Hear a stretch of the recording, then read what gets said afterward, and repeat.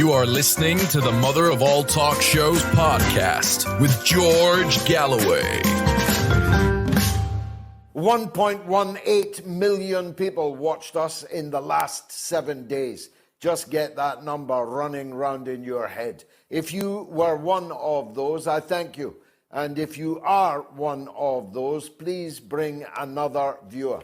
Because now that we are regularly either just below or just over the 1 million mark, my target has moved on to 1.5 million per week. Help me get there.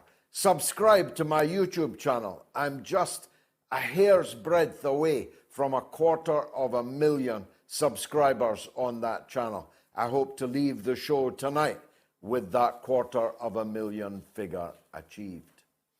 The Clinton aide that tied himself to a tree, tied an electric cord around his neck, and then shot himself, was described by the police on the scene as the worst case of suicide they had ever seen.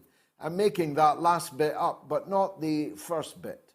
The decision to brand the killing of this man as suicide, just like Jeffrey Epstein's, to whom the man was linked, is a truly terrifying spiral downwards in the Clinton crime family's annals. And the United States is now ruled by crime families. Nobody really believes that Joe Biden is running the White House. Anyone who saw him on the red carpet in Kiev knows that he cannot safely be trusted not to walk right off the end of the red carpet and into the sea. Everybody who's watched the sniffing videos of Joe Biden, the stuttering, stammering, staggering Joe Biden, knows that he's not really running the country. Who is really running the country is a moot point. Some say it's the Obamas. Some say it still is the Clintons. My money is on the latter, and therefore unlucky is he who ever made friendship or took a job with that Clinton family. For, as I said, 56 of them have now committed suicide. I'm going to hazard a guess that there is no other person in the whole world who has lost 56 people close to her from suicide other than Hillary Clinton. If you can contradict me, I hope that you will in the course of the show. It's been an amazing week on the war front. In the last 2 hours, the Russian armed forces have begun a general advance. They have advanced up to 4 kilometers across virtually the entire length of the line from north to south. Bakhmut is now partially overrun and will either have to be evacuated in the next hours or thousands more will join the thousands who have already perished to defend a place that Zelensky is now describing as strategically unimportant. That's a whopping lie, of course, for if it were true, thousands of young men dead now would still be alive, for they would never have been ordered to remain in place and face this onslaught. It's because it is strategically extremely important that the defense for Bakhmut was mounted, but it has been in vain. Before Sunday's show, it seems obvious that Bakhmut, like Solidar before it, will have been overrun by the newly strengthened and reinforced Russian armed forces. The fact that long-range weapons are now beginning to appear on the battlefield and hit the lights of Donetsk city center, killing old ladies and old men, school children and school teachers, of course means that the Russian advance will have to go further maybe than it was intended that it would go.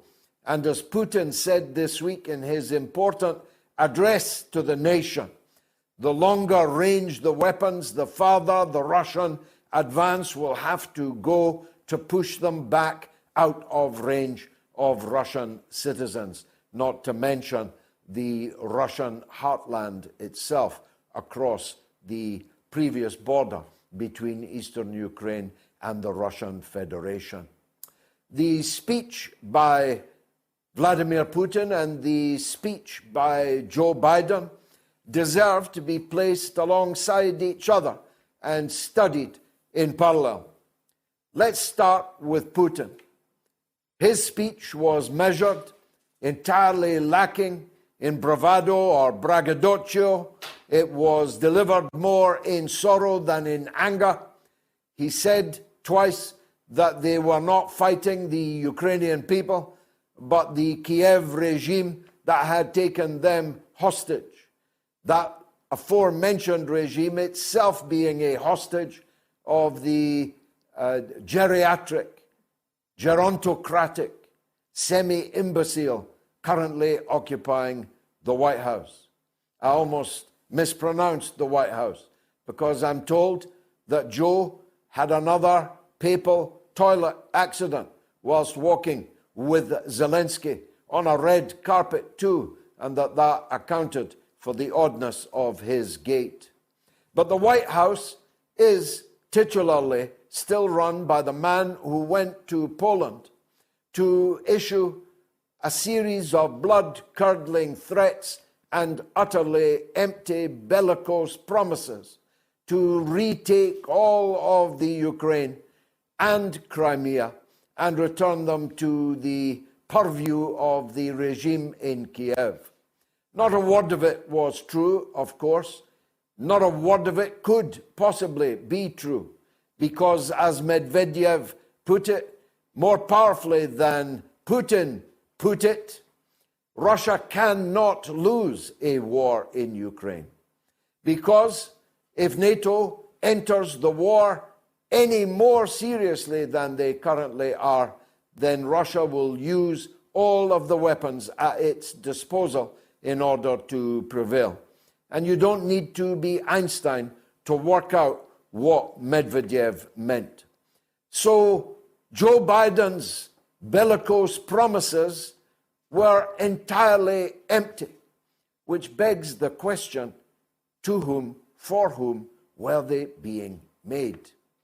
It cannot be the case that the citizens of Kiev, let alone the denizens of the bunker of President Zelensky, believe that they can turn back the tide of the Russian advance. It cannot possibly be that they imagine that one day their flag will fly in Crimea or in Donetsk, in Lugansk, in Mariupol. They cannot conceivably believe that, for if they do, then it's a ward, a mental ward that they should be in. But I'm not in any doubt that they don't believe it at all. So what is the end game that they have in mind? It's very difficult to know. Our guests tonight will try to help us to come to a conclusion. But there are some pointers. There are Ukrainian military maneuvers this evening on the border with Transnistria, a breakaway republic of Russian-speaking people from the breakaway republic of Moldova. The Moldovans want Transnistria back. The Russian-speaking people there will not tolerate that and want to link up with the Novorus republics, recently liberated in the course of the last year by the Russian army. The Ukrainians clearly intend to invade, at the very least, to sack the place of armaments, of ammunition, which, by all accounts, they are in desperate need of. If they do, there will be a new war. War not just in Ukraine, but war in Transnistria and presumably in Moldova also. This will be an incendiary escalation of the gravest possible kind. The Russian government has just withdrawn from START, the Strategic Arms Reduction Treaty, though they have promised that they will not add quantitatively to the numbers of their nuclear warheads, which number some 3,500 to 4,000 nuclear warheads, each of them 1,000 times more powerful than the bombs which fell on Hiroshima and Nagasaki. We won't know, however, if they do add to them quantitatively, because they have declared that no American inspection teams will be allowed access to Russia's strategic weaponry. So Russia may or may not be going to build more nuclear weapons, may or may not be going to improve the quality of the nuclear weapons it already has. But every way you slice it or dice it, it means that we are edging ever closer to a nuclear confrontation between East and West. And if you didn't think that, if you thought I might be exaggerating, you did not see the statement from the Pentagon in the last couple of hours. I'll paraphrase, but only very marginally, only because I don't have it in front of me. The Pentagon issued the following statement: that China will face consequences in the event of it deepening its ties with Russia. Just ponder that statement for a moment. Ponder first the exceptionalism of one nuclear superpower ordering another nuclear superpower with whom it may deepen relations.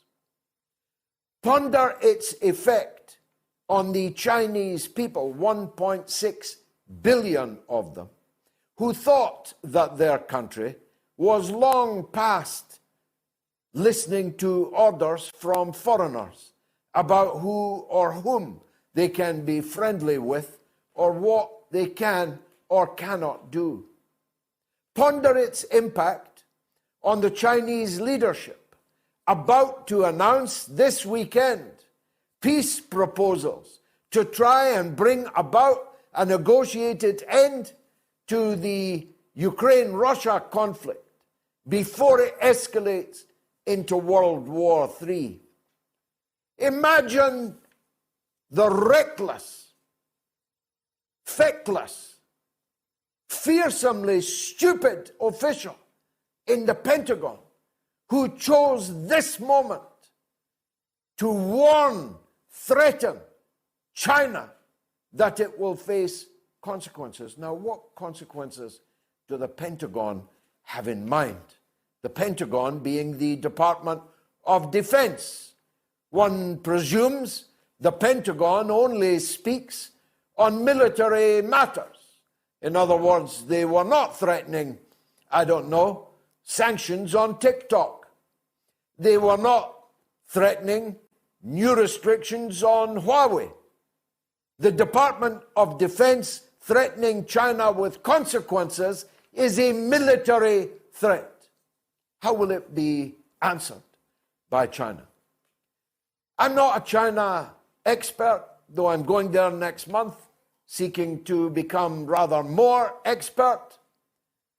But my guess is this, that this Pentagon warning took us another step closer to World War III.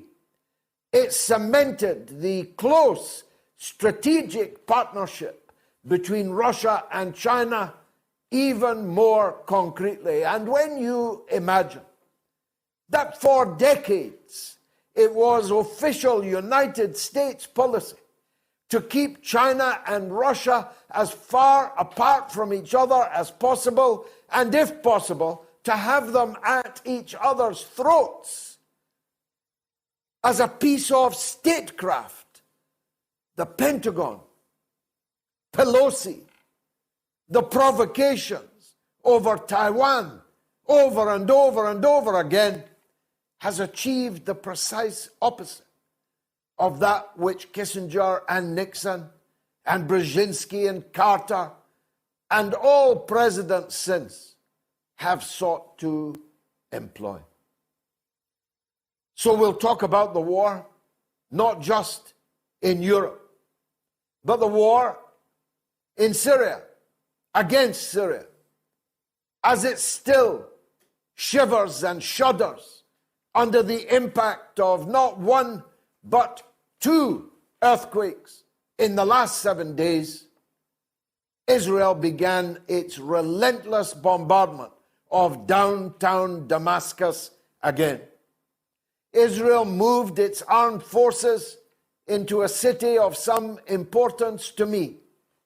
40 years ago, I twinned my own hometown of Dundee with the Palestinian town, now city, of Nablus. There was a massacre in Nablus today. 100 people were shot. 10 were killed, including a man the same age as myself. 25 are critically wounded. And of course, Iran has not answered yet for the Israeli attacks upon her. Can war really be boiling up in the Middle East while it rages in Eastern Europe? I'm afraid to tell you it can, and it is. And it may not be the only war. North Korea launched several ballistic missiles capable of landing in San Francisco, down the California coast, anytime it likes. There were no nuclear warheads on board. But next time, who knows? There might be. Fasten your seatbelts. This is an important discussion tonight as we approach the 1-year anniversary of the Russian invasion of Ukraine in answer to the 8-year NATO war of attrition against the Russian-speaking people of the eastern part of the country. This is the mother of all talk shows. Now we've got a poll running. Is the West to blame for the Ukraine war? A, yes, B, no. You can vote on my Twitter feed, on my YouTube, on my Telegram, t.me/George Galloway, or on the YouTube community poll. A staggering 12,533 people have already voted, and the show has only been running for 22 minutes. And it's not going well for the West. So 12,533 people have voted. On Twitter, it's yes, 76%. On YouTube, it's yes, 97%. On Telegram, always the most perspicacious of our pollsters, it's yes, 98%. And YouTube community poll, yes, 96%. Even the fools of the NATO lobby can't alter the result of that poll, can they? You've got the best part of 2 hours still to cast your vote. If you want to comment on what I've said or didn't say, if you're in the UK or Ireland, it's 08081965522. If you're in the US or Canada, it's +1 844 944 3344. And if you're in the rest of the world, it's +44 203 966 2625. Now, Professor Seyed Marandi is not just one of the most popular all-time guests on the mother of all talk shows. I wish there were 10 of them, because nobody explains the Middle East better. Nobody explains Iran better than Professor Marandi. And we're lucky that the chair of American Studies at the University of Tehran is able to join us again this evening. Professor, welcome. Let's talk, if we may, first about what's happening in occupied Palestine. There seems to be a deliberate decision made by the new administration? Well, how can I put it? To kill large numbers of Palestinian civilians, whether they're sitting on roofs, whether they're leaning on a walking stick, whether they're boys or girls, men or women, fighters or not fighters. The number of people killed since January the 1st is shaping up to be a record outside of actual open wartime. What's going on there, do you think? Thank you very much for inviting me. It's always a pleasure speaking with you. It's always a pleasure engaging with your audience as well. It is quite extraordinary, not just the fact that the new regime in Tel Aviv is killing increasingly large numbers of Palestinians, but it's amazing that Western media, legacy media, the mainstream media, they are even more quiet now than they were 15, 20 years ago. It's almost complete indifference, or its justification. If you look at the BBC website, they not only distort the numbers of people who were murdered this year, but they try to represent or present or produce a narrative of what happened today that makes the Israelis look innocent, or at least less guilty. And Western human rights organizations more indifferent than before. It's quite amazing, but I think it's probably reflective of the fact that the new regime in Israel is more right-wing than before. It's always been an extremist, racist regime, but now it is more crude and open in its racism. Netanyahu is, in my opinion, a Trump-like figure, someone who has no ideology or belief, but will latch himself on to any movement that serves his purpose. And Netanyahu wants to stay out of jail, so the best thing for him to do is to join forces with the most extreme racists of the racist establishment in occupied Palestine. And I'd like to point out that, as you know, these demonstrators who are protesting against Netanyahu, it's not as if they are people who support Palestinian rights. They're, for the most part, themselves racists, but they are not as extreme as the right wing, and they're concerned about their own rights, and that's why they're on the streets. Of course, there is a segment of the Jewish society in Palestine that is completely opposed to apartheid, and they do some very good work. Some do very excellent work, but they are unfortunately a small minority in this broader framework.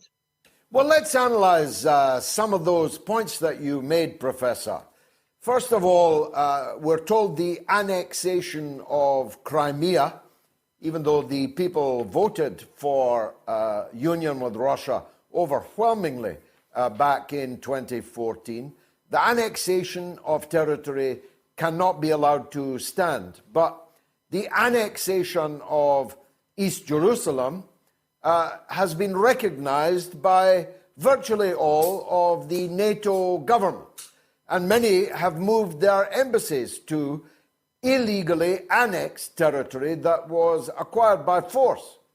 Ditto the annexation of the Golan Heights, which of course legally belongs to Syria, but which American presidents have gone and stood on and declared their acceptance of that illegal annexation. So some annexations are good and some annexations are bad. Ditto the unacceptability of acquiring other people's territory by force. We're told that that cannot stand. But my twin city of Nablus, where a massacre took place today, is indisputably territory that was acquired by force. It is indisputably, illegally, militarily occupied land. And yet, as you say, not a leader, not one leader has condemned what happened in Nablus today. Yes, I agree completely. And it's not just governments, it's MPs. European parliamentarians have nothing to say. Maybe a handful of parliamentarians, or two to be more precise, may speak out, but everyone else is silent. No one is going to say anything about it. And there's also another difference, or an important difference, between what goes on in Palestine and what goes on in the Crimea or in the Donbass. And that is that the Russians, whether you agree with it or not, they've taken over territory that is Russian. The population in these areas in eastern and southern Ukraine are sympathetic to Russia. They want to be a part of Russia. Now, whether anyone accepts this or not, that's another issue altogether. But in the case of the Golan, in the case of the West Bank, in the case of East Jerusalem, the population is Palestinian. And European settlers are coming in to displace the Palestinians. And the Europeans and the Americans have no problem with that. Of course, for most of us, or at least for people like myself and most of my friends, the whole of Palestine is an illegitimate apartheid regime. And Palestinians who've been displaced have the right of return, and they should be allowed to live equally across Palestine. But even if we were to accept the the official European position about the two-state solution, and they know that there is no such thing, they know it is dead, they know it never existed. But even if they were, in order to kick the can down the road, we were to accept the European model, what is happening in these areas, as you point out, is much worse than what the Russians, by European standards, are doing in Ukraine. Because they are liberating their own people in their own eyes, but in Palestine, they are displacing the native population, and they're replacing them with immigrants from Europe. Now, I mentioned earlier, Professor, the earthquakes which struck Syria, the sanctions which have bedeviled efforts to bring relief from the suffering there. But it didn't stop Israel beginning its bombardment of the Syrian capital again. What's that all about? We have to remember when these air attacks began. And there were also artillery strikes in the past. During the dirty war in Syria, when NATO countries and their regional allies funded Al-Qaeda and their affiliates, and we have to keep in mind that ISIS was Al-Qaeda, it was Al-Qaeda, and they split. Jolani, the head of Al-Qaeda in Syria, was there on behalf of Abu Bakr Baghdadi. Then they split. ISIS was on one side, and they created ISIS, and then there was Al-Qaeda. So Al-Qaeda, when they were fighting in Syria and affiliates, whenever they would start losing ground, the Israelis would bomb Syrian Arab army positions. And the same is true with ISIS. Alongside the Golan, which is occupied Syrian territory, but in any case, the Israelis assisted both ISIS and Al-Qaeda. It's extraordinary. They held the land between Israeli positions and Syrian army positions. Whenever the Syrian army tried to take back territory, from ISIS or Al-Qaeda in that area, the Israelis would bomb the Syrians because they wanted to strengthen ISIS. They wanted to strengthen Al-Qaeda. And this is something that many Israeli regime officials and former officials and military officials admitted. They said openly that we prefer ISIS to Assad. So these air attacks began back then. Later on, in order to justify their airstrikes, they would say we're striking Iranian positions to sort of legitimize it, even though it doesn't create any legitimacy, because any Iranian forces in Syria are there at the behest of the Syrian government. So they're legitimate. If there are American forces in Germany and the German government allows it, then if a third party strikes those American bases, it's against the will of the German government. So, but in any case, they weren't really attacking, and they have not really been attacking Iranian soldiers. If an Iranian soldier was to be murdered by Israelis, it would be all over social media within a couple of hours. But over the past couple of years, we haven't had any such case where the Israelis intentionally hit an Iranian. What they do is they strike Syrian army positions and then try to claim that they were striking Iranians, as I said, to create this legitimacy, a sort of legitimacy in the eyes of their Western allies. But in this case, it is extraordinary that the country which is reeling from an earthquake, and at the same time it's suffering from sanctions and cannot bring in relief because of the sanctions, at that time, the Israeli regime chooses to bomb the people of Syria in the middle of the night. It is outrageous. And we've seen pictures of the victims, like the young woman who was murdered. None of these people are Iranian. All of these people are middle-class, educated people in Syria. No one in the West is going to condemn Israel. So if the Israeli regime kills people, murders, massacres people in Nablus, it's fine. If they massacre people in Syria, it's fine. The Israeli regime can do whatever it wants, and it can get away with it. The Western media will say nothing. Western government officials will say nothing. Western elites will say nothing. Western political parties will say nothing. It's just total silence. Yet somehow this is the free world. Somehow this is the civilized world. It's the garden. And the rest of us are supposedly the barbarians. Finally, Professor, it's quite widely known, though not entirely acknowledged in Tehran, that Israel struck Iran and Iranian targets in Iraq, and the Iranian government promised that they would answer it, but they haven't answered it. Why is that? There are two strikes. One was a convoy of goods that were going from Iraq to Syria. Those weren't owned, they didn't belong to Iran. They were Iraqi. 3 of the trucks that were full of food and goods for ordinary Syrians, they were aid for Syrians because of the sanctions. 3 of those trucks were destroyed. So the Israelis were impeding aid and assistance from getting to the Syrian people. In the case of Iran, we had 3 drones that were used to attack a military facility in Isfahan.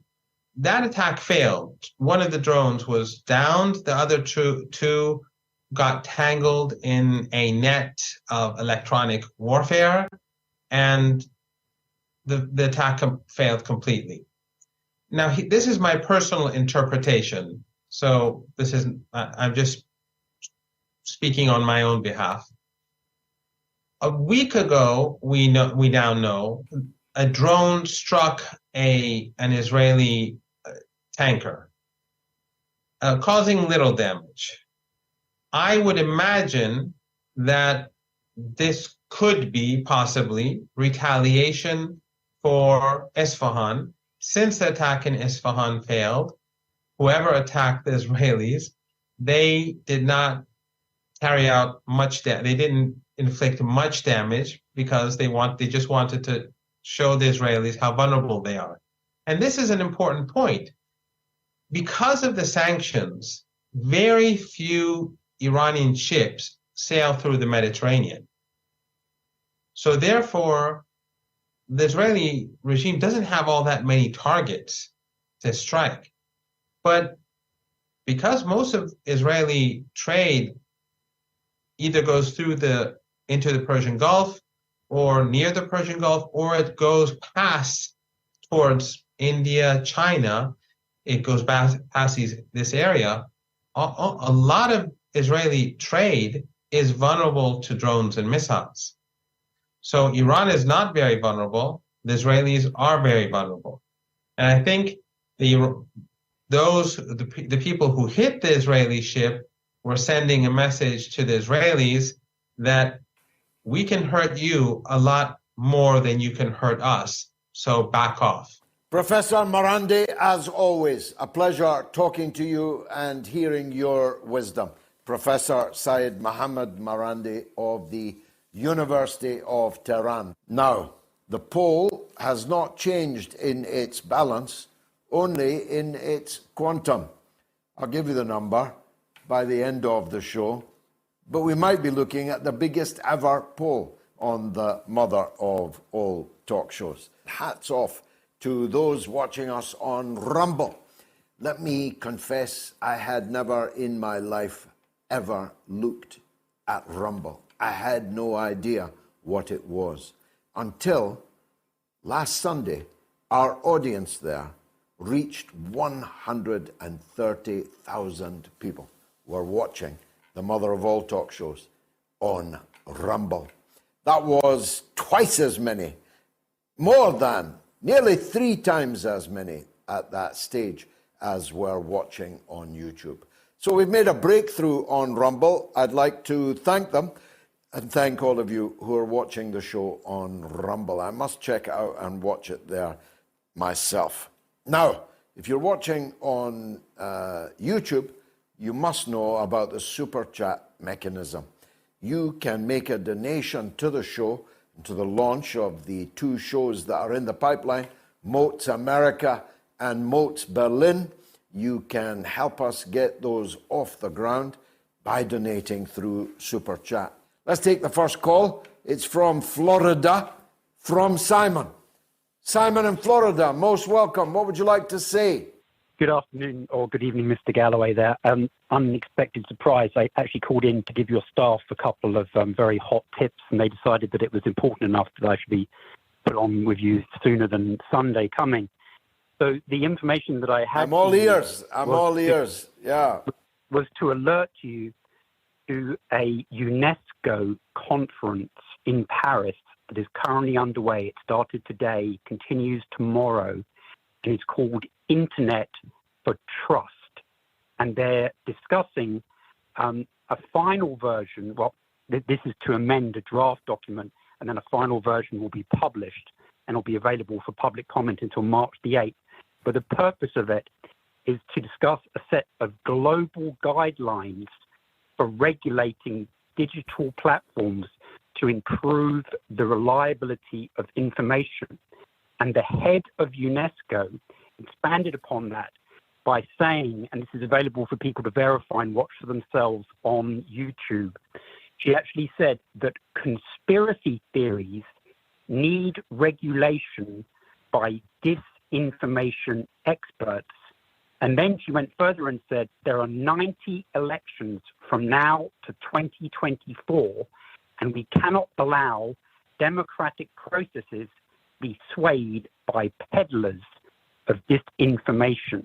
Now, they're casting the definition of disinformation and also misinformation very, very widely indeed. So I would like to alert you and your colleagues in the alternative media that the hammer is going to fall very soon, and your listeners may well wish to take the opportunity to impart their comments on this open public comment period until March the 8th, in order that we have the benefit of receiving your alternative views on things before we're very much being regulated by a very heavy hand? Well, that's chilling indeed. I didn't know any of that. Once upon a time, UNESCO was a kind of cuddly, nice organization. Now it would appear it is being fashioned into a hammer. Nobody, apart from Twitter actually, nobody has seriously censored me so far. Perhaps it's the size of the audience. It would make a lot of people very angry if they hammered the mother of all talk shows. It may be my nearly 30 years in the British Parliament, may be the fact I'm the leader of a registered British political party, the Workers' Party of Britain. That might be seen as interference in the British political process. I don't know. It may be that I'm not one for fanning the flames of mindless conspiracy theories, but quite a few of the things that were called conspiracy theories, including by me over these last years, have turned out to be true. And the conspirators turned out to be those who called them conspiracy theories. So who will guard the guards is the eternal question. Who will decide what is a conspiracy theory or a working hypothesis? Who will decide what is misinformation, what is disinformation, and what is merely inconvenient information and argumentation? But supposing you're right, and in the worst possible case, well, I've already said many times that it's becoming very difficult indeed for me to work and operate politically here in London. There are other places I can live and work and speak freely. And if the worst comes to the worst, that's exactly what I will do. The question will be how you can hear me. It's very important that you follow my Telegram channel, t.me/George Galloway. Not that Telegram is somehow impregnable as a fortress, but it would be the last ditch to fall. And of course, there's my website, which we are bringing back to life and which we are intending should be its own server and should be able to host from wherever we are in the world, the mother of all talk shows and other parts of my output. Just never believe, if you hear a story that I tied myself to a tree, tied an electric cord around my neck and shot myself in a wood. I never, ever go into woods. Thanks, Simon. Eric is in London. Let's hear from him. Go ahead, Eric. Thank you. Yes. No, I wanted to ask you just two questions, but they're both relating to Russia. My first one is about the Western hypocrisy on democracy, because I'm sure you're aware the lead singer of Pink Floyd, Roger Waters, made a speech in the UN Congress about how Russia were provoked and had no choice in invading. And he didn't say anything offensive or really outlandish, just having a simple point of view. And basically, all of his tours in Krakow in Poland have been banned and cancelled. So we're supposed to be a democratic country in Europe, in Poland, in England, the UK, all over, and yet they banned his concert. So there's no democracy there, and yet they accuse Russia of all this censorship. So I think it's disgusting beyond belief, and it's total hypocrisy. That was my first point. Now my next point is about Bakhmut. I mean, I've got to say I'm a bit, miffed by it all, because, in the beginning, when they were conquered the Donbass, they went into Soviet quite comfortably in other areas. It took a few months, and Mariupol was very hard. But I'm just so surprised, such a great military, why it's taken them 8 months to conquer Bakhmut, and I didn't think it would take this long. And you were saying that they're on the verge of conquering, but yet I think the leader of the Wagner group thinks he will conquer it in April. So I just wanted to see what the differences were there, George. Thank you.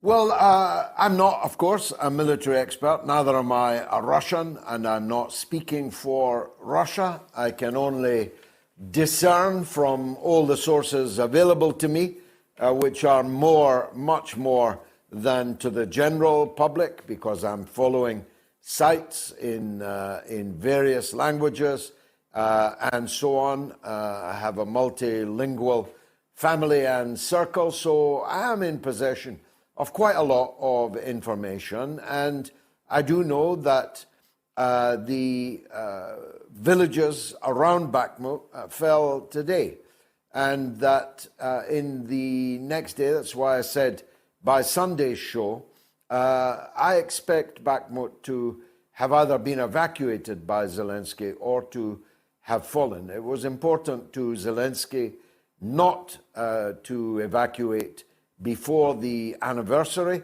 on the 25th. But once that anniversary is by, I would expect that order to be given.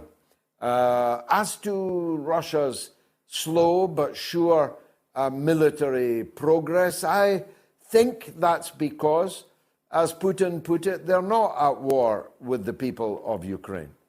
And therefore, they don't want to destroy the people and the places in which the Ukrainians live. After all, these parts of eastern Ukraine, where the fighting east of the Dnipro River, where the fighting is now, for the most part, they will presumably, when this is over, be Russian territory. The Russian-speaking people there, ethnically Russian people there, are trapped. They're hostages, as Putin put it. And so I presume that the methods of warfare being employed are with that in mind. But there are certain red lines and provocations that could change that calculus. And one of those might be in Transnistria, as I referred to earlier. Let's go, can we, to Mac in Arizona. Go ahead, Mac. Good evening, George. Good evening. I had a question, and it's relevant today given the events in Palestine, but it's been relevant for a long time now, and we see the calculated non-interest of the Anglo-American governments and the Anglo-American legal communities. So my question is, George, what does the Anglo-American governments fail to understand about Zionism? I don't think they've failed at all to understand it. Zionism is Jewish nationalism, and the British, in the form of the Balfour Declaration, endorsed Zionism by granting, on behalf of one people, land to a second people, which belonged to a third people, and which didn't even fall in the British Empire at the time that the promise was made. So it was unique even by imperial standards for that time.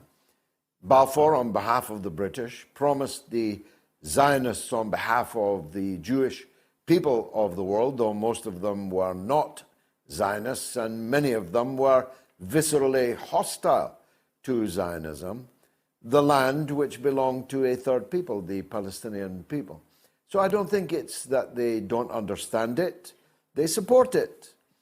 They support it because, in the words of one of Balfour's cabinet colleagues, it would produce a loyal British Ulster in the Middle East, and so it did. Now it's a loyal American statelet in the Middle East, and that's something to have.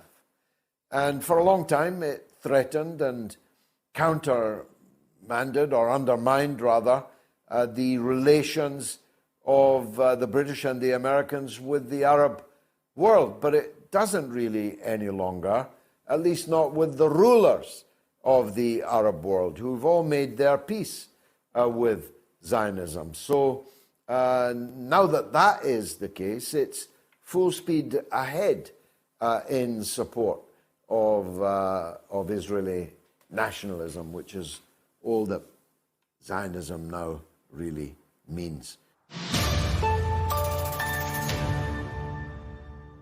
A lot of good stuff on that Patreon. If you want access to it, please follow me. It's not even the price of a cup of tea per week to be on it, but it's really helpful to me. And who knows if UNESCO is as bad as our caller from the United States said it was going to be. That might be one of the few places you'll be able to follow me. The poll is now 14,000 people have voted, and it hasn't changed. Is the West to blame for the Ukraine war? On Twitter, 76 yes. On YouTube, 96 yes.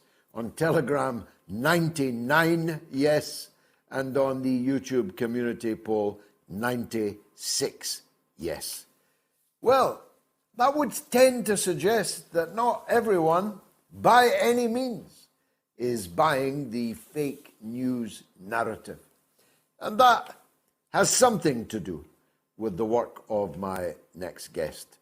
With his friends and colleagues, he was present at the Lincoln Memorial for the Rage Against the War Machine event last weekend.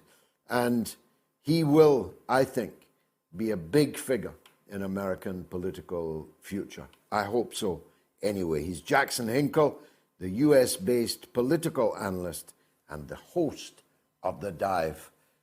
Jackson, thanks for joining us. Your president was in Kiev doling out more hundreds of millions of US dollars when a mushroom cloud hung over Ohio and the toxic effects of an inevitable railway crash due to the crumbling infrastructure of your country were left unattended, at least by the president. I see Donald Trump is there today, never one to miss an opportunity.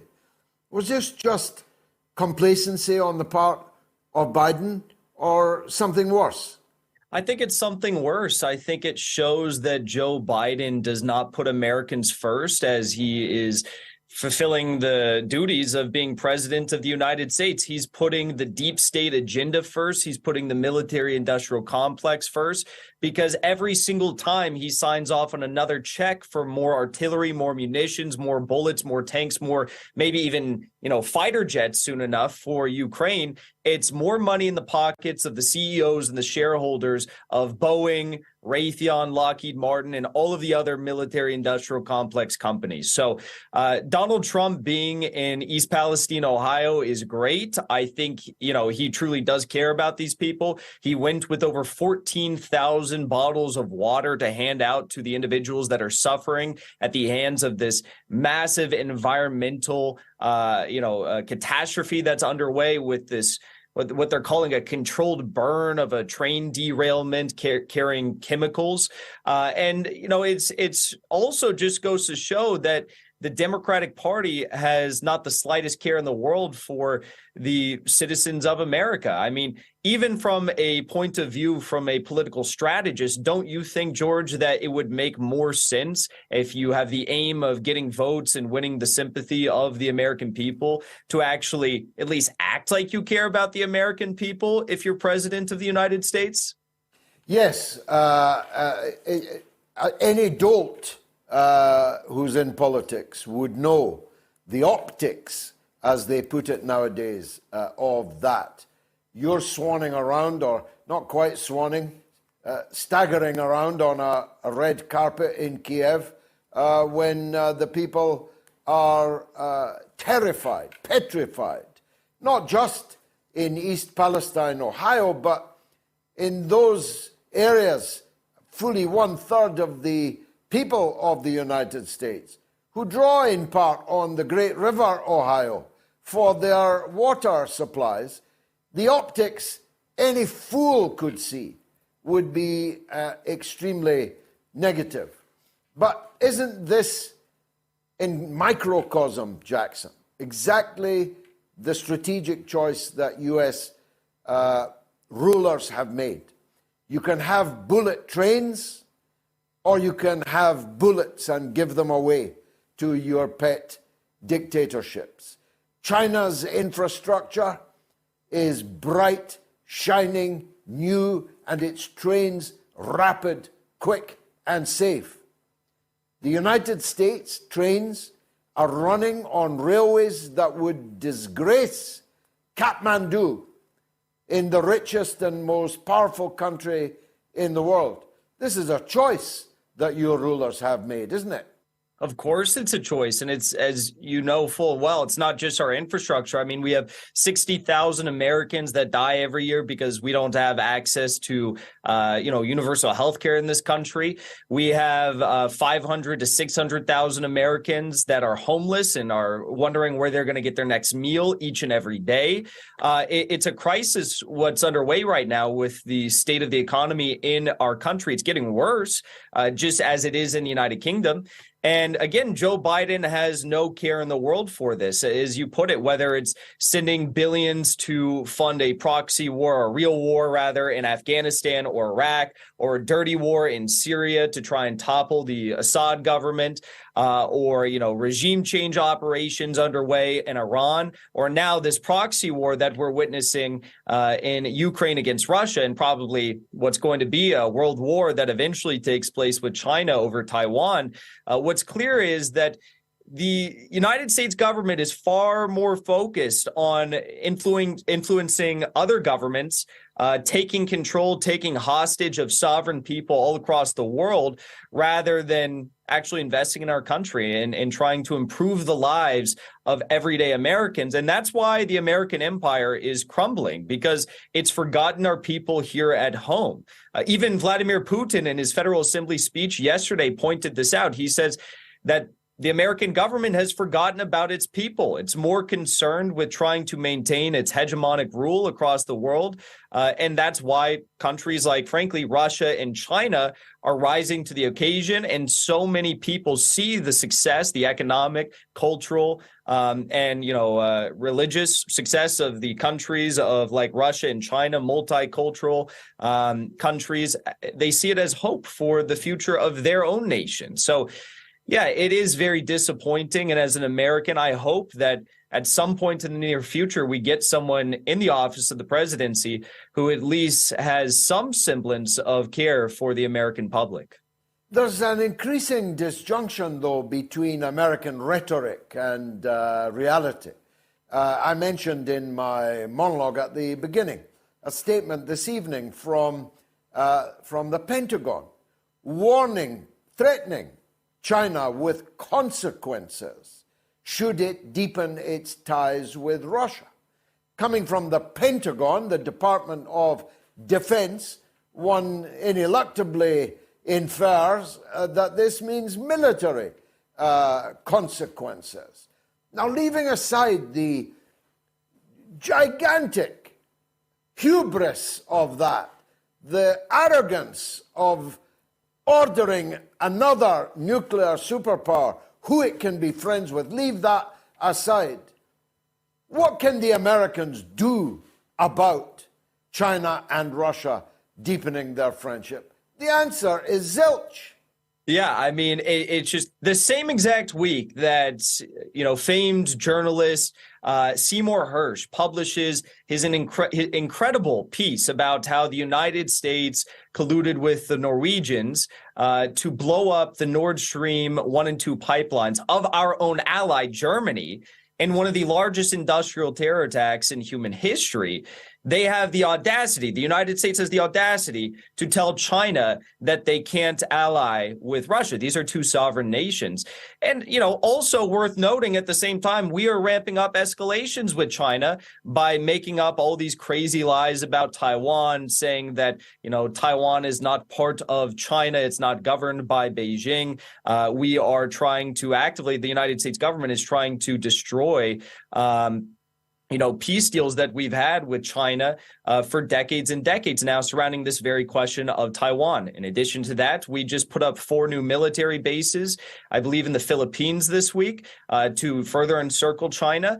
And I mean, it's just insane. It's ludicrous. China is a sovereign state. They should be able to do what they want when they want it without the fear of the United States launching, a World War III based on their ally with Russia. But to make matters worse, of course, everything that the United States has done over the past several decades, especially in Russia and also in China, have just turned these two nations far closer to each other. If the U.S. wanted to create a new Sino-Soviet split by starting this proxy war in Ukraine on February 24th of last year, well, they failed immensely, and they've gotten Russia a whole lot closer to China economically, militarily, and diplomatically as well.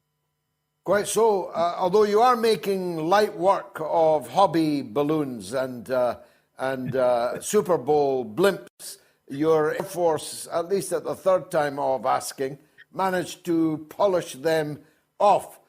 Was that just a diversion, Jackson? Was it just a gag? Or are the U.S. leadership suffering the ridicule that they ought to be suffering for that whole Balloongate fiasco? I have no idea what that was, but all I do know is when you have every single media outlet in the country constantly talking about how there's UFOs flying above the sky and no one knows what they are, and the government is launching $400,000 heat-seeking missiles at them, well, it causes a lot of people to lose focus on the meat and potatoes of what they really should be focusing on. Like, again, the fact that Seymour Hersh had just released this incredible article exposing how the U.S. orchestrated the largest industrial terror attack in recent history on our own ally in Germany. So, I think it was an effort to give the American public a shiny thing, a shiny object to look at when they should be focused on the crimes, the brutality, and the arrogance of our leadership in this country. Yeah, not so much don't look up, but please look up. Look anywhere except down at what we are achieving. Lastly, you mentioned Putin's speech, and he made another one today in a packed stadium, which certainly looked like quite a gig. He seemed very confident to me, entirely lacking in the fake braggadocio that accompanied Joe Biden's rather tinny speech in Warsaw. But he did encapsulate in his address something that may be of lasting importance. He pitched this confrontation in civilizational terms. He demarcated a civilization which is Russian, differentiating it from other civilizations. It's been passed to us, he said, and we must preserve and pass it on.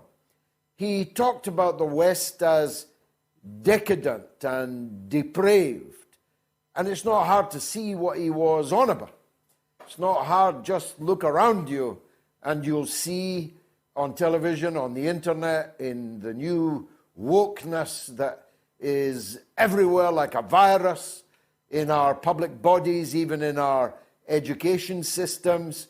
It's not hard to see what Putin was talking about. And unlucky for Western rulers, there are many, many people in Western countries agree with Putin on these matters, which may, of course, have been the reason why he identified this stream in his stream of consciousness. But I would have thought in America, certainly in Britain, it is the case that most people are social conservatives, cultural conservatives, with a small c. They don't like the way our society and our world has become. Is it the same in the U.S.? Of course. And I think you're right that many people in America did resonate with what Putin had to say in his Federal Assembly speech regarding the rich cultural values that Russia is trying to preserve in their country right now. And I think it would probably be accurate to say that Russia views what's happening right now with this proxy war against their nation as, it's not just something that they have to defend in the face of Nazism, but they're defending their country, their humanity in the face of Satanism. I mean, this truly is an absolute war. It's a war not just against the West or the ephemeral state of Ukraine. It's something much, much deeper than that. The Russian people understand that. Vladimir Putin definitely understands that. And that's what he analyzed so well in his speech yesterday.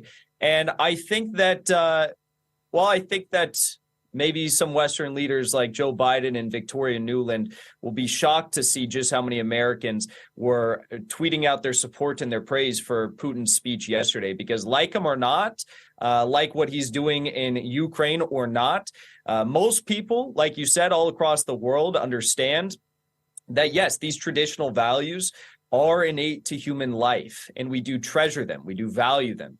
Putin saying that we should not be sexualizing children like they're doing in the West right now is not all that radical of an idea. I think most people on the planet will agree with that. But for some reason, that's now become a radical opinion to hold in the United States, as corporations, governments, and schools are all doing just that. So I was happy to see his speech, and specifically, like you just said, how much he focused on the cultural aspect of this war.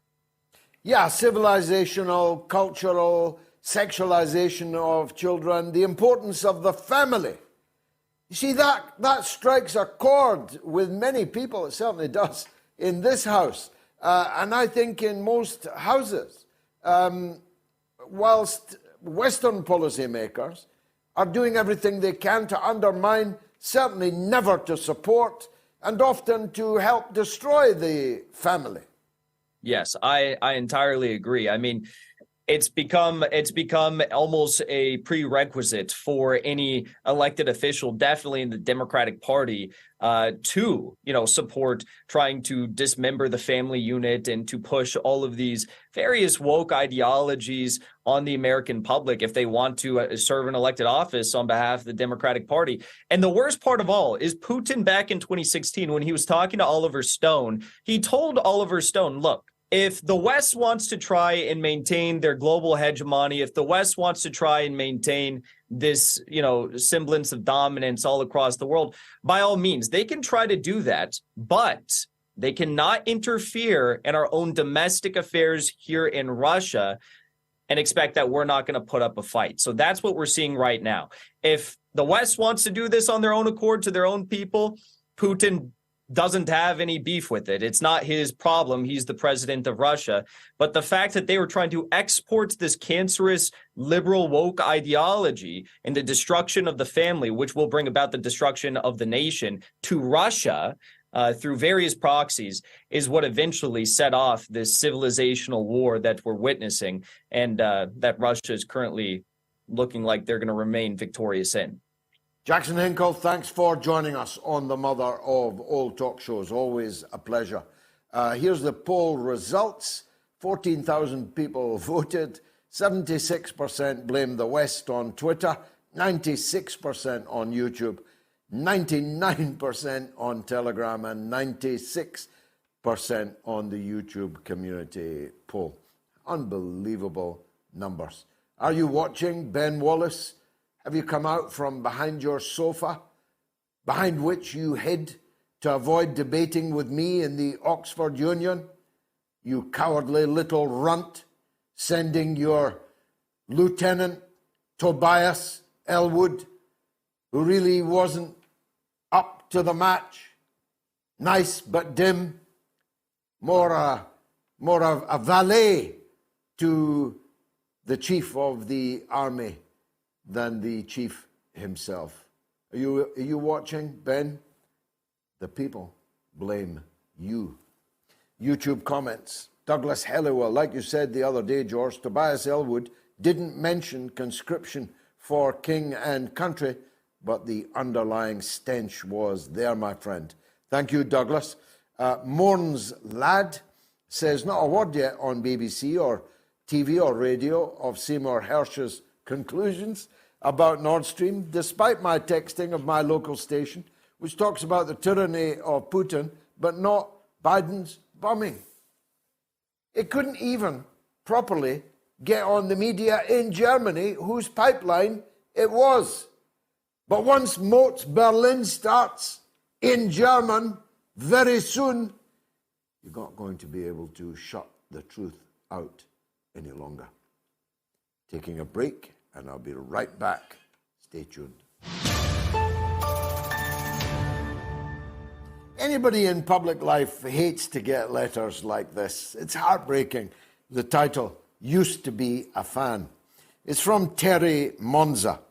George, over many decades I was a fan of yours, but these times I do not understand you. When you said to Channel 4 News, fake news, I lost interest. Channel 4 News is not fake news. It's written from Ward 5 in Broadmoor Hospital for the criminally insane, or he's got me confused with someone else because I haven't said one word to Channel 4 News in many years. Not even the words fake news. Terry, why not look back at the interview and get back to me? Ronwell is in Chicago, wants to talk about the war. Go ahead, Ronwell. Hello, George. But by the way, I couldn't stop laughing about the not the part. Now, about the war thing in the railway, I was able to be one person, and one thing I could learn from him is that I saw that someone on his channel, the Wambo Liberty Report, said how he ended Ukrainian war, and it said we need to end the war now, and I have to agree with Ron Paul on that one because in order to end the Ukrainian war, we need to negotiate now, and free Julian Assange also. So that's what I would say. Negotiate for peace, but by having a diplomacy, not some massive fundings to Ukraine or whatever that is. So that's what I would say. Well, it's good, very good. I agree with it, but it's not immediately on the prospect. Who would they send to negotiate with Mr. Lavrov? Joe Biden? Seriously? YouTube comments on the YouTube community poll. ABC Panda, not the West, only the US and NATO. In 2008, when the US insisted that Ukraine should join NATO, the president of France and the chancellor of Germany all refused this idea. They didn't want Europe to be destabilized. Well, they're not opposing it now. Brian is in Canada, wants to talk about Scottish independence. I'm all ears, Brian. Go ahead. Well, don't get too excited, George. I'm a man of a certain age, North American, Canadian, American bent. And so one of our great heroes, our great writers of the day, of us young radicals, was good old Kurt Vonnegut. I don't know if you're familiar with him or not. Okay. Go ahead. Well, he had an alter ego whose name I shall speak in a minute. But I can't help myself. I was thinking, you can use this joke if you want to anybody who's not listening. I said, as far as the Scottish Nationalist parties goes, something's looking awful fishy to me. First we had salmon, now we've got sturgeon. Where are we going to get Kilgore trout? And that's the name of the man Kurt Vonnegut invented. Very good, very good. I don't know what's going to happen next. You know the consternation in the White House when Joe Biden announced that Britain's new Prime Minister was someone called Rashid Sunak. It's looking like Scotland's new First Minister will be somebody called Humza Yousaf. I personally hope so, because no one is more likely, more quickly, to utterly destroy the credibility of the bogus case for breaking up this small island than Rashid Sunak working in double harness with Humza Yousaf. Once upon a time, the British thought they should rule India. Now we've got Indians ruling us. Just you wait and see what the public reaction is likely to be. In Norway, the co-conspirator in the blowing up of the Nord Stream. How's it going down in the fjords, John? Hello, George. Nice to be on. Well, I can tell you, many of us Norwegians now, we feel ashamed, very ashamed, because this is the worst thing that have happened in Norway in all times, actually. You see, Russia is our neighbor. It was Russia that threw out the Germans in Finnmark during the war. And we have always had a good relationship with Russia. And this government, they are jumping when USA say jump. And they have jumped in Libya, they have jumped in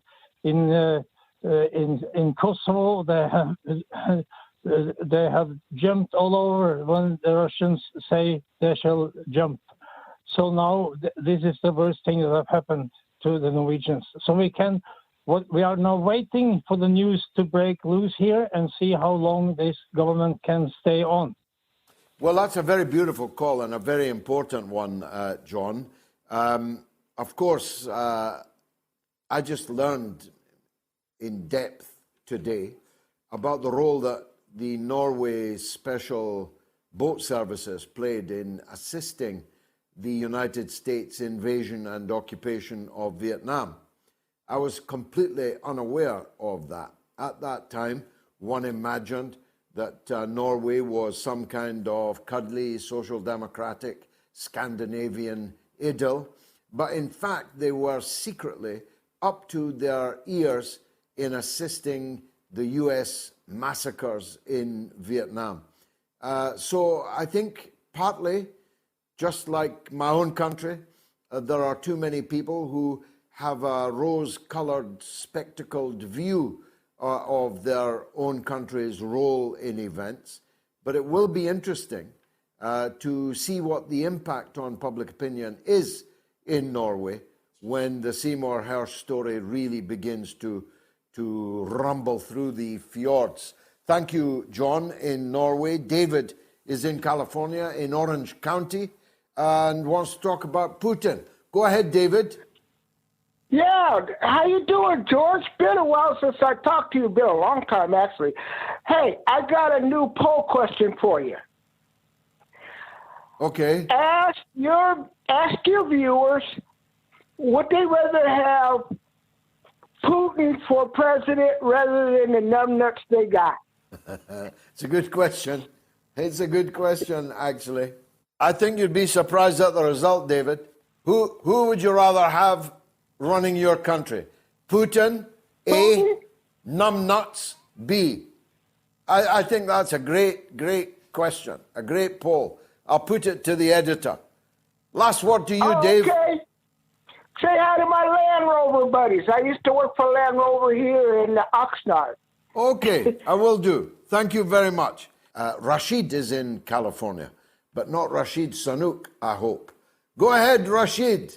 George, how are you? George, based on the comments you had or discussion you had with your previous guests who pointed out the travesty of what's happening in Syria and in the occupied territories, it's, as you pointed out, the double standard of what the Western nations do and are concerned about in one arena and how they're indifferent to it in another arena. And I would just add to that if you look at just Western nations in general, the average person has very little influence on what the government does. And when you throw into the fact over the last 20, 30 years, we've had this factory of young leaders selected by the World Economic Forum and the Davos crowd. There's like a higher power that these people follow, and they're more interested in addressing the concerns of that ulterior organization rather than the working people of each state. So I would impress upon the audience that for an average Joe in America, we're concerned about Palestine. We're concerned about the Chagossians. We're concerned about what's happening in Ukraine as much as the next person.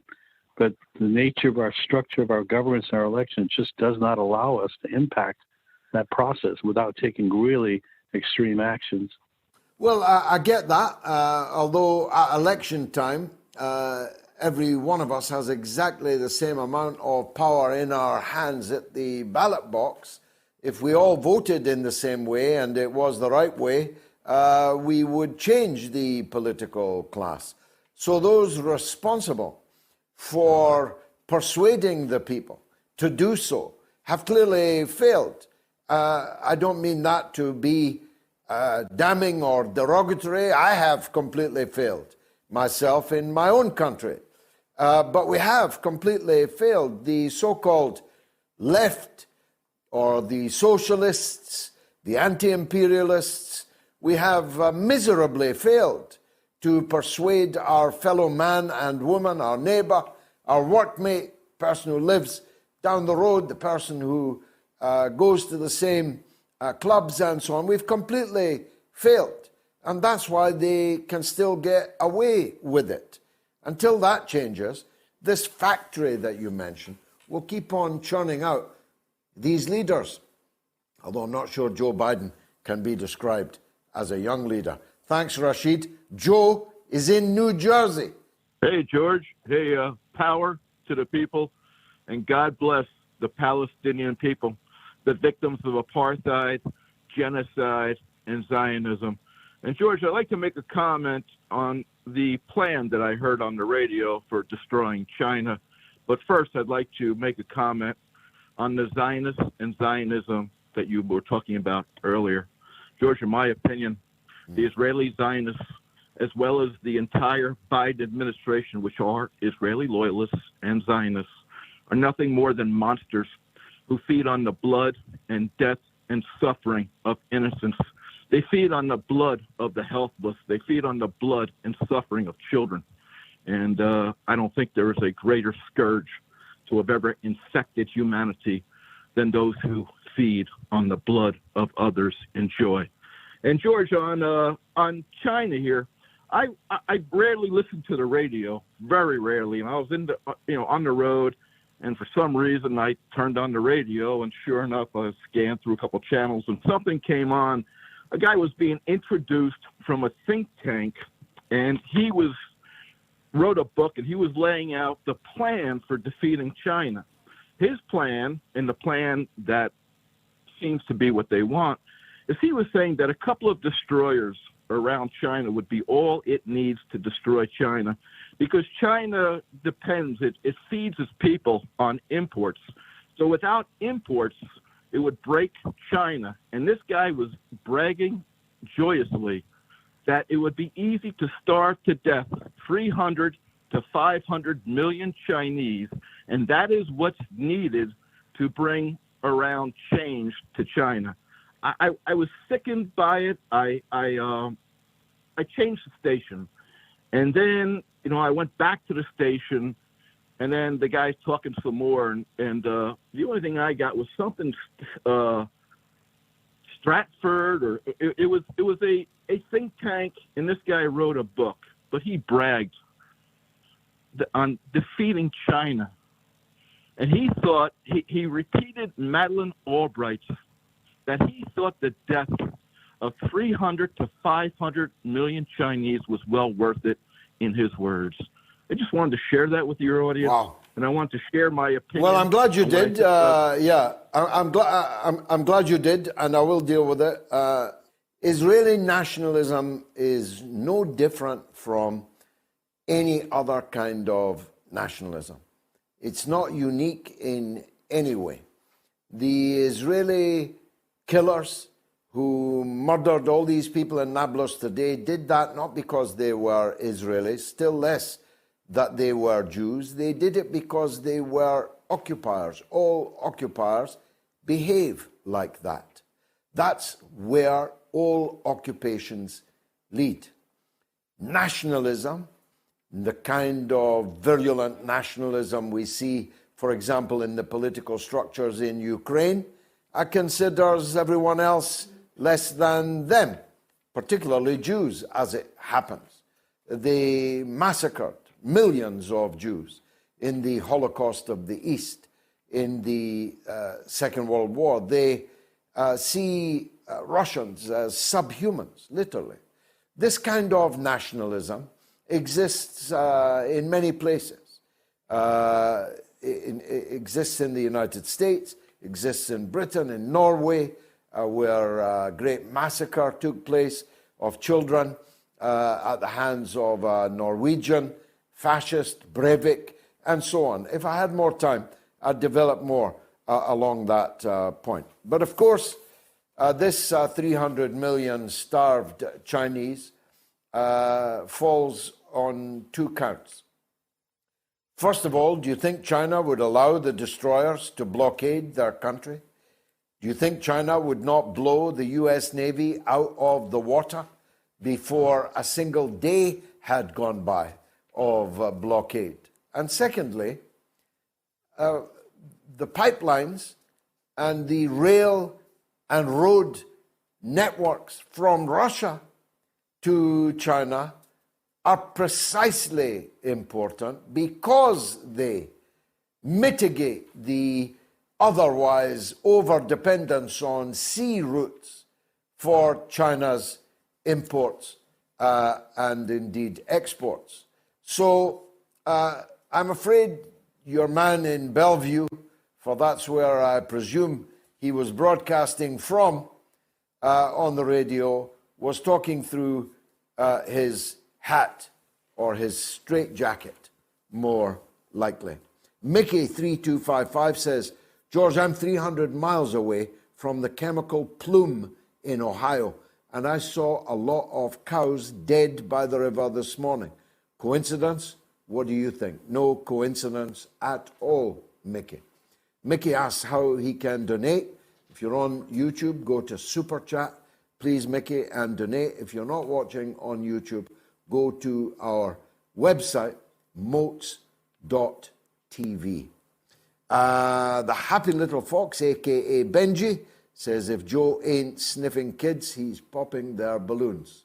That is the message of the night. Happy little fox indeed. Ahmed is in London on Palestine. Go ahead, Ahmed. Hello, George. I'm a big fan. I've listened to you for a long time, but I'm a first-time caller, and it's great to hear from you, George. I've basically came up with an idea, and I was wondering your intake on it. And it's the Palestinian and Israeli peace settlement. My idea is for every Palestinian to wear a simple white cloth and to draw the Star of David on it. And I was thinking maybe the Israelis, if all Palestinians did that, then no Israeli would shoot any Palestinian. I was wondering what you would think of my idea. And hopefully I will win the Peace Nobel Prize. I think they would shoot them with increased gusto for so doing. So I'm afraid the Nobel Peace Prize isn't yours. The biscuit is yours, though, for the positively weirdest suggestion of the night, Ahmed. But thanks for calling in. 15,253 people voted in our poll. 1.18 million watched us in the last 7 days. Rumble had a 6-figure audience within 2 hours of coming off the air. Something is happening here. What it is ain't exactly clear, but I'm willing to hazard a guess that the sheer weight of public curiosity for the alternative point of view, plus the fact that we produce a good show, nobody, even our worst enemies, could dispute that. We present the alternative point of view with zingers. And people need zingers. They need to instantly grasp and understand the arguments and counter-arguments that are being made. There'd be no point in me coming here and reading out a treatise, monotone, filled with footnotes. That would be worse than useless. But we have managed to create a popular show that deals with complicated issues that are entirely misrepresented in the so-called legacy media. And that's why I think both Moats America and Moats Berlin are going to be terrific successes. Because in both of these countries, there is a gross shortage. Not necessarily of the one. The alternative point of view exists, of course, in Germany. It exists, of course, in the United States, but it is not being delivered in a popular enough style, in a professional and popular enough style. And that's where we at Moats, with all our experience, come in. Okay, last couple of calls, I think. Robert is in the Bronx. Who wouldn't want to visit the Bronx on the subject of war? Robert, the floor is yours, sir. George, for the last couple of months, we've been hearing about, we're waiting for the ground to freeze so Russia can end this war. Well, the ground is frozen and nothing's happening. I think that if they wait till spring, then I think Russia's going to come out the loser. How do you think they're going to come out the loser, Robert? Who's going to Because they wanted the ground to freeze. Well, the ground is frozen now, and no major offensive. Well, at the beginning of the show, I did tell you that there was a major offensive launched this evening, and right along the entire length of the front. But you're right to reflect. You're reflecting a feeling that exists, perhaps above all in Russia, that Russia have prosecuted this war in far too soft a way, with velvet gloves that were just too velvet, that more military effort should have been exerted. That point of view exists in Russia in particular, but also in the Bronx and in London and so on. It exists. I myself don't share it. I think that Putin and Lavrov are the wisest leaders in the world today. And if they have decided on this military political strategy, I think that it is likely to be a wise one. As I said earlier on another caller, they don't want to kill Ukrainians. They don't want to destroy eastern Ukraine, which they believe will soon be theirs, was once theirs, and is where Russian-speaking people live in their hundreds of thousands, indeed, in their millions. So it's probably an excess of caution in that regard. But the last word to you, Robert. I just hope they finish it, because the quicker they finish, the better off we're going to be. Okay, Robert, I don't know if anyone from Russia listens to this show. Not even sure if they can. But if they do, I'm sure they will have heard Robert in the Bronx, in the great city of New York, on the subject of the Ukraine. Somehow encapsulating the sheer breadth of this show. I, from a council house in Dundee, talking to Robert in the Bronx, in New York, about a war taking place on the still frozen wastes of Lugansk. It is a remarkable thing. Now, you'll be aware that our No to NATO, No to War rally is going ahead on Saturday at 11 a.m. in central London. If you have a ticket for it, you will be informed by email exactly where it is. And you should head straight for central London to be there in central London no later than 10:30 in the morning. That'll give you half an hour to get the one tube stop, if that, from where you are in central London to where you need to be to hear that galère of speakers. 2 former British ambassadors, 2 former British parliamentarians, me and Chris Williamson, 2 members of the European Parliament, Claire Daly and Mick Wallace, the great pensioners leader from Liverpool, Audrey White, the great entertainer, rapper and activist, Low Key, former soldiers like Reuben Lawrence of the Workers' Party, and the one and only Dan Kovalik, a very, very popular guest indeed. Fiona Edwards from the No Cold War campaign, Max Blumenthal, Anya Parampil, American royalty will be speaking either in person or on the screen. And so it's going to be a great triumph.